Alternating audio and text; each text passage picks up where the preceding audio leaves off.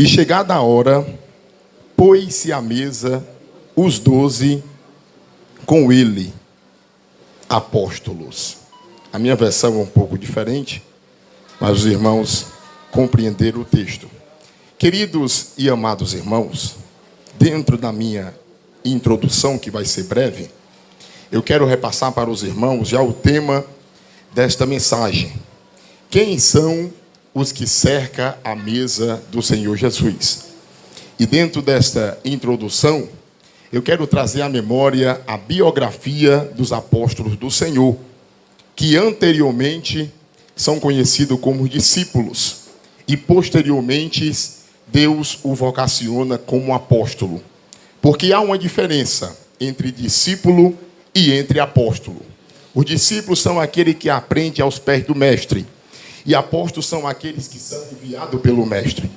E o significado basicamente de apóstolo é exatamente isso: os que são enviados para uma obra. E quando nós olhamos para os 12 apóstolos, nós temos aqui que trazer à memória aos meus irmãos a geografia bíblica.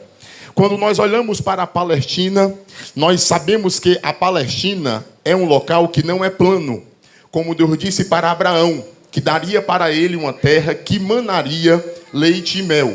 E essa terra ficaria entre os montes e os vales. Isso significa dizer que a palavra de Deus nos fala que geograficamente Israel está neste local situado. Mas existia a parte de cima e existia a parte de baixo. Na parte de baixo tinha os galileus. E os galileus era o povo comum daquela época, que vivia da agricultura, vivia da pesca. Mas se nós nos reportarmos para cima, nós vamos perceber a Judeia, aonde se encontra a elite, aonde se encontra os homens afamados, descritos na Bíblia Sagrada. Mas perceba que quando o Senhor chama, no seu ministério, a Bíblia diz que ele chama 12. E alguém pode dizer que aqui é apenas os elitizados e os escolhidos do Pai. Mas Deus que quer e deseja tanto que a igreja cresça em qualidade e em número, a Bíblia diz que ele chama 12. Posteriormente ele chama 70. Depois 520, 120, 3 mil almas, 5, 8. E a Bíblia diz que nos tempos do apóstolo Paulo, ele ganhara, segundo a história e a tradição, quase 500 mil almas para o reino de Deus. E os homens diziam naquela época: os templos estão entregues às moscas, porque um homem destemido estava pregando a palavra. E a Bíblia Sagrada nos fala que dentre os 12, 11 se encontrava residindo na Galileia, dos galileus. Homens esses comuns. Mas é interessante também passar para os meus irmãos que esses homens não eram iletrados, como algumas pessoas afirmam concernente aos apóstolos. Porque um judeu aprende desde a sua meninice a lei e a Torá. Eles não eram e não faziam parte da parte elitizada dos escribas e dos fariseus. Mas ele conhecia a lei, eles conheciam os profetas, ele conhecia a Torá e eles conheciam a Bíblia. E a palavra de Deus nos fala que 11 Deus escolhe da Galileia. E dentre esses 11, a Bíblia diz que provavelmente 4 era pescador, que se encontrava em Betsaida, terra de pesca, aonde a Bíblia Sagrada que ele chama Pedro e os demais. Mas tem um homem que é conhecido na Bíblia de um publicano. Um publicano é basicamente um homem que está coletando imposto do seu próprio povo. E o nome desse homem é Mateus. E a palavra de Deus também nos fala que os demais, a Bíblia não nos dá e não nos relata muita informação. Mas perceba que da Judeia, Deus vai chamar um homem conhecido na Bíblia como Judas Iscariotes. E esse homem se encontra na parte dos elitizados. Isso significa dizer, dentro dessa introdução, que Deus é um Deus imparcial. Deus é um Deus que não faz acepção de pessoa. Porque alguém pode afirmar: Deus vai chamar somente as pessoas desfavorecidas. Deus vai chamar somente as pessoas pobres, mas Deus chama 11 da Galileia, na sua grande maioria, mas Deus vai chamar Judas. E esse homem, conhecido como Judas na Bíblia, vai fazer parte do grupo do Senhor, que é os apóstolos. Mas eu quero que os meus irmãos entendam que o nosso Deus é um Deus que chama todos quanto Deus assim deseja, mas Deus também dá prioridade àqueles para quem Deus vai vocacionar uma obra. Eu quero que você perceba dentro dessa introdução que o nosso Senhor Jesus vai chamar, mas esses homens que estão cercando a mesa do Pai, nesta última semana, antes da sua morte, a Bíblia diz que o Senhor Jesus próprio vai agora dizer que dentre eles tem um que vai lhe trair. Mas a palavra de Deus nos fala, olhando pela lógica de Deus. Eu quero que você perceba o que eu estou querendo imaginar e repassar para a igreja dentro dessa palavra.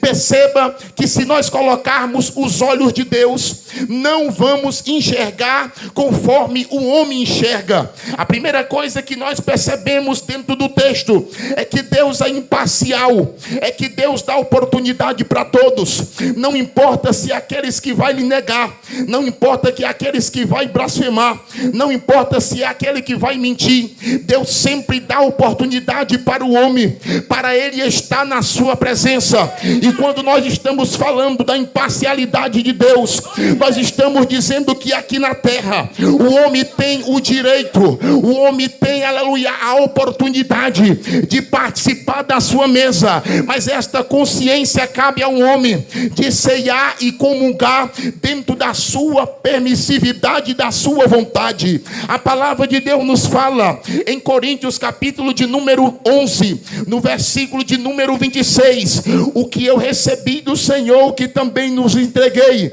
que o Senhor Jesus, na noite que foi traído, pegou o pão e tendo dado graça, ele disse: este é o meu pão e este é o meu sangue. E a Bíblia diz que nesse momento ele manda o homem examinar a si mesmo. Aqui na terra você pode até aparentar, eu posso até aparentar, porque aqui na terra você pode passar pelo crivo do homem, mas lá no céu só ceiará aqueles que estão no centro da sua vontade. Lá no céu só vai participar da mesa aquele que está de conformidade com a sua palavra. Aqueles que palmilharam aqui na terra segundo a sua vontade e o seu querer. Eu quero que você perceba dentro desta palavra que Deus, ele olha não como um olhar humano, mas ele começa a perceber e começa a entender e ver mais na frente o que aqueles homens seria. Porque se você olhar para aqueles homens do primeiro século,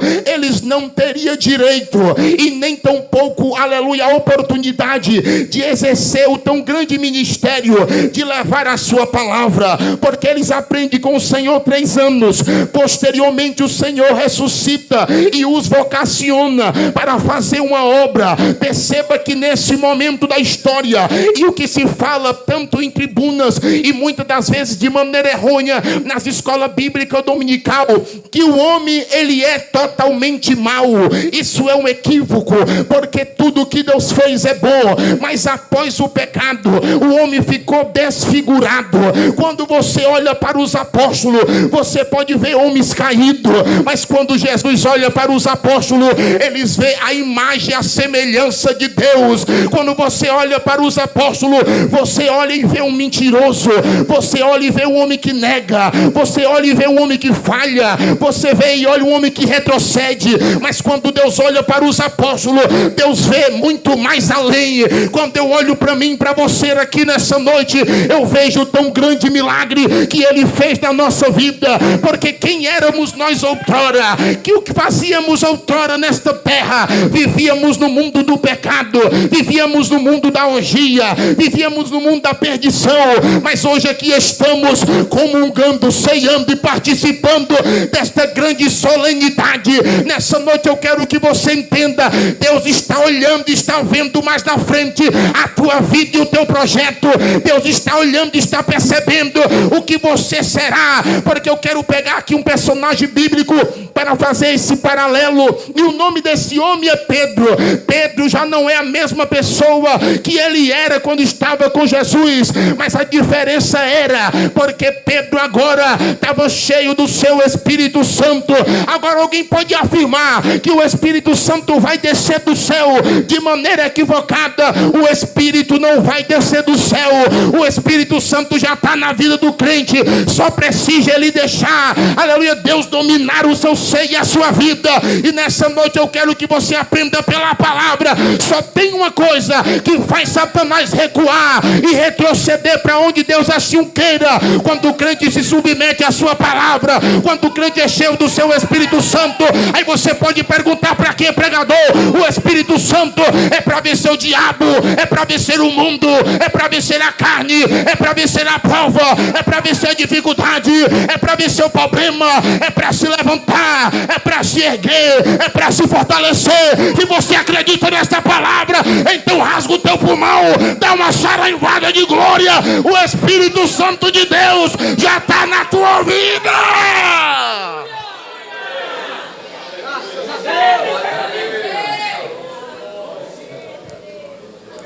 Eu quero que você perceba, irmão, já do desenvolvimento da mensagem que o nosso Senhor Jesus, Ele coloca em nós. Aqui eu estou parafraseando a mensagem: óculos do céu. E quando eu estou falando de óculos do céu, eu estou falando baseado pela palavra. Deus olha para o homem e basicamente há uma distinção entre o profeta e o sacerdote. O sacerdote vinha da linhagem de Arão, da tribo de Levi. O profeta poderia ser escolhido de qualquer localidade. Deus olha para o homem que está em disposição e diz: eu estou te separando para uma obra. E aqui há uma ordem expressa de Deus: todas as vezes que comeres e beberes, anunciai a morte do Senhor até que Ele venha.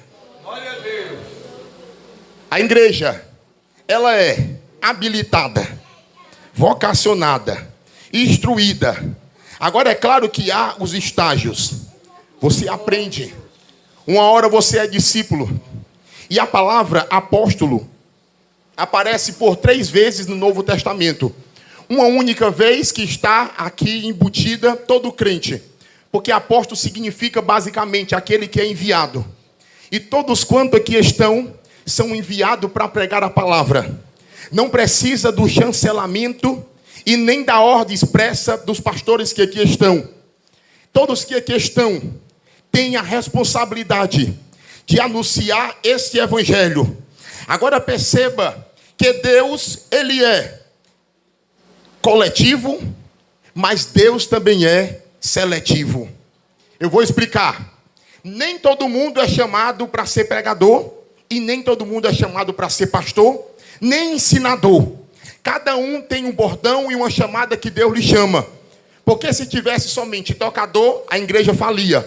Somente pastor, a igreja também falia. Porque todos que aqui estão têm uma função e uma obra para fazer para Deus na terra. Mas todos estão vocacionados para pregar a sua palavra.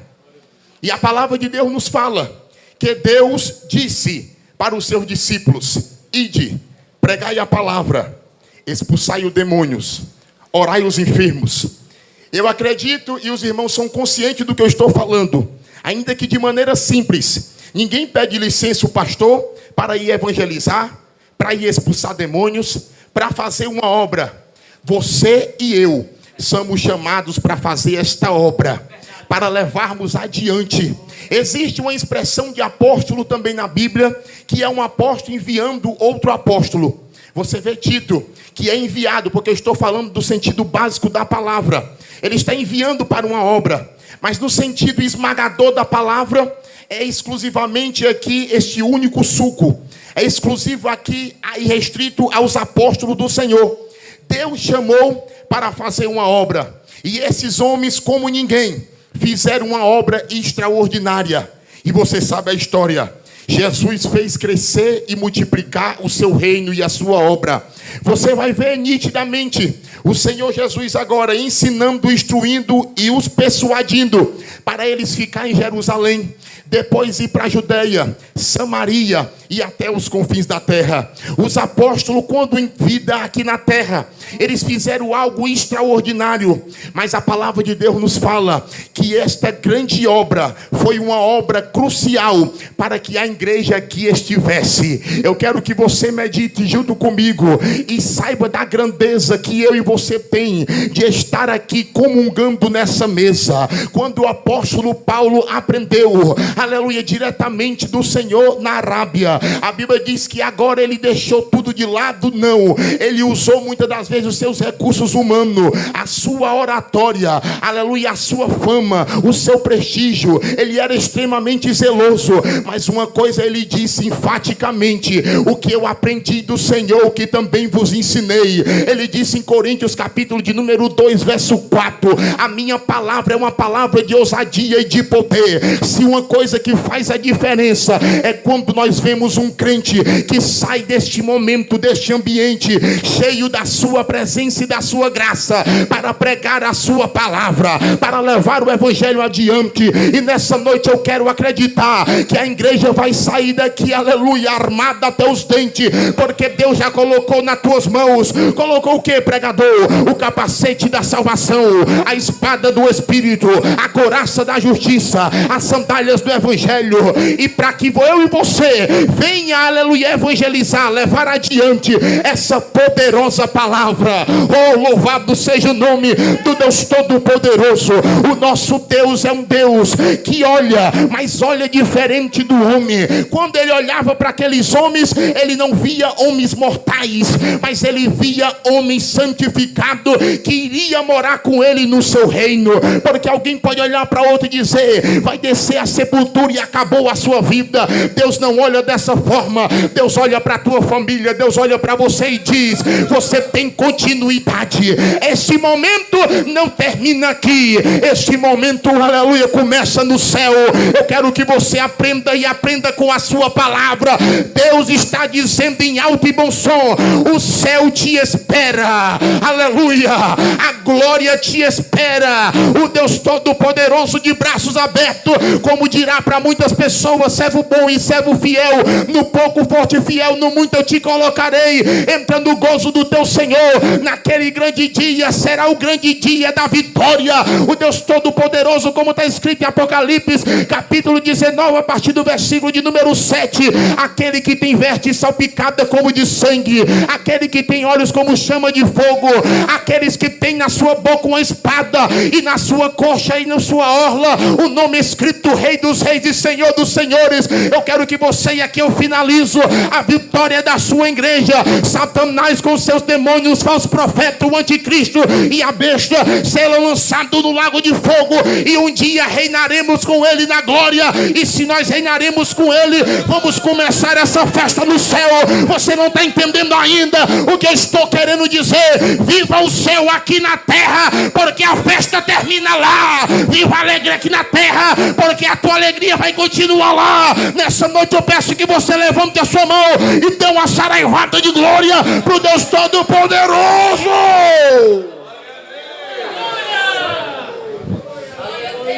Queridos e amados irmãos, eu finalizo aqui.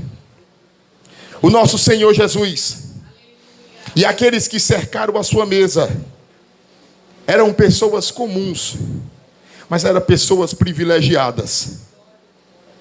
Quando nós olhamos para a Bíblia, irmãos, e eu vejo que eu e você, baseado por ela, temos uma grande oportunidade, diversas, e dentre elas é saber as coisas de Deus. Ele ensinava por parábolas, e nas parábolas muitas das vezes não entendia, e ele dizia: a vocês é dado conhecer as coisas de Deus. Em Apocalipse, em Coríntios capítulo de número 1, no verso de número 16 e 15, a Bíblia diz: o homem natural compreende as coisas naturais, mas o homem espiritual tudo discerne. Quem tem a mente de Cristo? Vós tem a mente de Cristo. O que significa dizer que temos que pensar como ele pensa, agir como ele age, fazer como ele assim o quer. Isso significa dizer que nós devemos estar conectados, entender e colocarmos, e aqui, irmãos, é o desfecho da mensagem, os óculos de Deus, para enxergarmos como Ele enxerga. Aleluia. Eu acredito, e aqui é o